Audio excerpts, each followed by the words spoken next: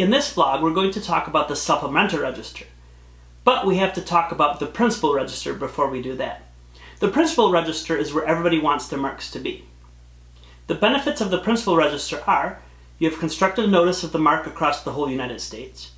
You have incontestable status after 5 years. You have the right to bring a case in federal court without diversity or amount in controversy requirements being met. You have the right to request U.S. Customs and Border Protection to keep out infringing goods.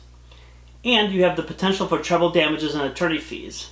You also get to use the circle R. But in some cases, a mark that is not distinctive has a maybe it can be a trademark, maybe it can't be a trademark vibe, and you have the opportunity to have the mark placed on the supplemental register. Although you don't get all of the benefits of the principal register, you do have some rights. You can still use the circle R. You are still included in the USPTO's databases. You can use it to stop others from registering confusingly similar marks. You can bring suit in federal court, and you can use it for foreign filing basis. You'll notice that a couple of these rights are the same, specifically the right to sue in federal court and the right to use the circle R. One recent case shows some of the problems that can take place with the supplemental register.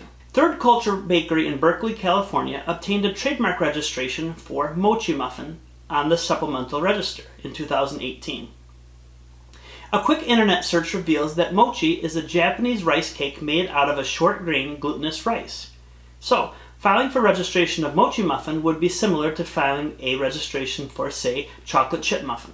Because it's on the supplemental register, it is in trademark purgatory, but that didn't stop Third Culture Bakery from sending cease and desist letters to other bakeries, claiming they had a registration, which, although technically true, it was on the supplemental register. They were also able to use the circle R. Because bakeries didn't have the funds to stop the big company, they just changed the name of their product. Days after an article about mochi muffin came out in the San Francisco Chronicle, the couple who owns the trademark fired their lawyers. It does raise interesting questions about the supplemental register and aggressive enforcement of rights of marks that are on the supplemental register. How do you get out of trademark purgatory? After you've used the mark for 5 years and have achieved acquired distinctiveness or secondary meaning, you can file a new application for registration on the principal register. Acquired distinctiveness means the public has come to perceive the mark as a designation that identifies your brand in selling certain goods and services. 5 years of exclusive use is a good start.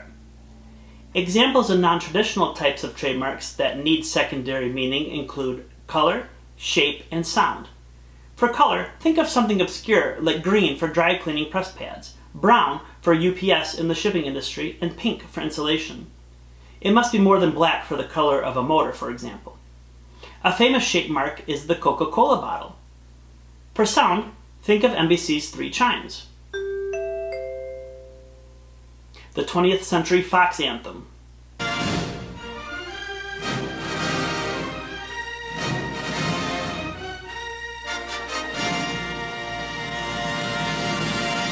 And the THX logo theme, just to name a few.